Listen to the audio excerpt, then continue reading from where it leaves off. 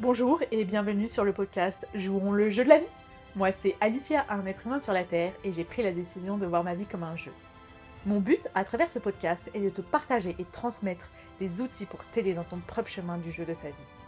Je te partage mes expériences et je vais à la rencontre de d'autres êtres humains pour qu'ils nous partagent comment ils expérimentent leur propre manière de jouer leur vie.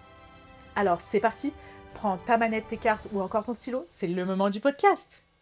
Bonjour et bienvenue à ce nouvel épisode du podcast Jouons le jeu de la vie. Aujourd'hui, je vais vous parler de la comparaison. Dans les jeux, se comparer, ça peut être bien et ça peut avoir aussi aucun intérêt. Si on prend l'exemple de Candy Crush, le jeu où il faut assembler des petites formes en couleurs pour pouvoir les casser avec des objectifs à atteindre pour passer les niveaux. On peut être niveau 200 et avoir une personne qui est au niveau 3000, mais on ne peut pas se comparer juste sur ça.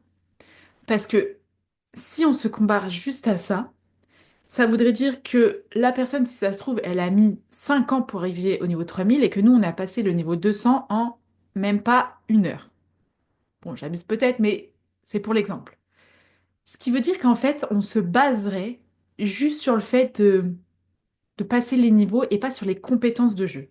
C'est-à-dire que si ça se trouve, si on se met côte à côte sur le même niveau, il y en a un qui va le passer beaucoup plus facilement, alors que l'autre non, parce qu'il a une meilleure analyse du jeu. Et il y a d'autres jeux où se comparer, ça peut nous booster justement par rapport aux autres. Si on prend League of Legends, par exemple, encore à nouveau, jeu en équipe, où là on compare nos techniques, nos manières de faire, à quel moment on a attaqué l'autre ou pas. On peut avoir aussi, si on joue avec des amis, un feedback qui nous dit, bah non, en fait, là, t'aurais peut-être pas dû y aller, ou t'aurais dû y aller un peu avant, ou t'aurais dû y aller autrement. Mais ça reste pareil, c'est la façon de jouer de l'autre.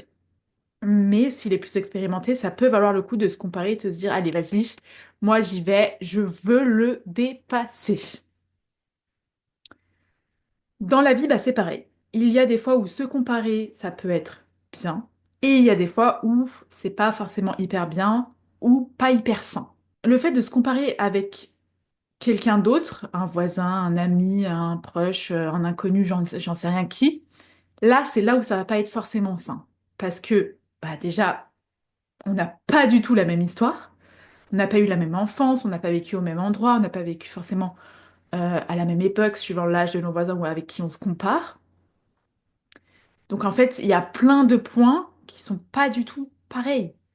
Si c'est par exemple se comparer parce que notre voisin il a une Ferrari et que nous on a juste une Clio 2, j'en sais rien, bah le truc c'est que si ça se trouve ce voisin-là, il est né riche de base ou alors il est entrepreneur, il est chef d'entreprise et ce qui lui permet de gagner plus sa vie que nous et pourtant on se compare quand même. Il y a une personne avec qui ça sera toujours sain de se comparer, c'est avec le nous du passé. Si je vous prends un exemple concret de ma part, c'est quand moi, euh, avant, bah, le téléphone et moi, on n'était pas très copains quand je devais appeler les gens, alors qu'aujourd'hui, vous me demandez d'appeler n'importe qui. On va rester en français pour le moment. Ça va hyper bien. Moi, je vous passe votre coup de fil. Il y a 10 000 gens aux côtés. J'en ai rien à faire. Mais c'était pas du tout ça avant. Il y a quelques années encore, prendre le téléphone et parler avec juste une personne à côté, c'était hyper difficile pour moi.